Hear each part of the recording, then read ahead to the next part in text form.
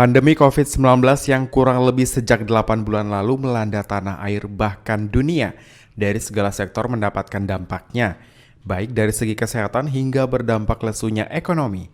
Hal ini juga dirasakan oleh masyarakat Kabupaten Karimun yang membutuhkan penanganan yang serius, terutama terkait penanganan bantuan sosial yang sangat dibutuhkan masyarakat saat ini. Menjelang Pilkada Karimun 2020 yang nantinya akan menentukan pemimpin Karimun selanjutnya. Salah satu masyarakat Karimun, Hardian, memberikan beberapa saran ke calon pemimpin Karimun nantinya terkait penanganan COVID-19, terutama dalam hal penyaluran bantuan sosial kepada masyarakat.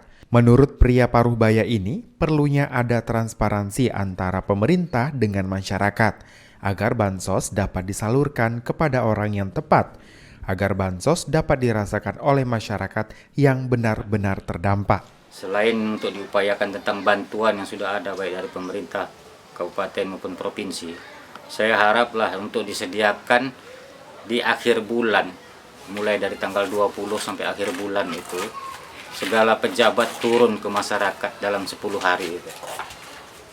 Nah, lakukan itu terus setiap bulan.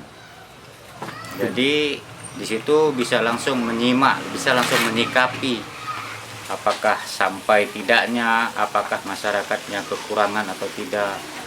Nah itu Pak, harapan. Evaluasinya Pak ya? Evaluasi Pak.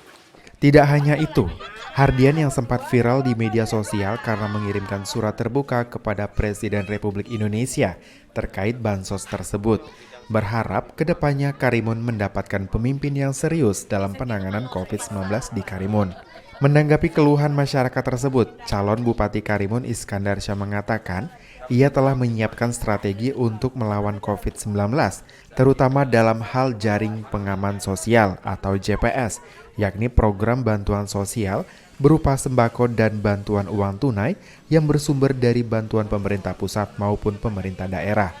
Menurut Iskandar Syah, jika dibutuhkan pendataan ulang penerima bantuan, maka hal tersebut harus dilakukan agar seluruh masyarakat yang terdampak dapat merasakan bantuan dari pemerintah tersebut. Ya, memperkuat jaring pengaman sosial. Ya, jadi mungkin orang tidak bisa kerja di Malaysia, di PHK, nah perlu mendapatkan bantuan sembako. Kemudian padat karya. Ya, kegiatan-kegiatan APBD kalau bisa kita bikin padat karya, biar orang banyak bisa kerja di sana. Nah, yang ketiga, bantuan ekonomi, relaksasi tadi itu, ya mungkin UMK biar mereka juga bisa bertahan, kita tambahin modalnya atau kasih bantuan modal, mengurangi retribusi dan pajak, terutama bagi yang usaha-usahanya besar, ya karena memang terdampak semuanya itu.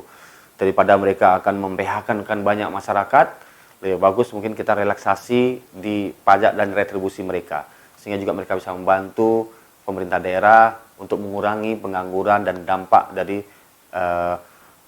PHK yang mereka lakukan.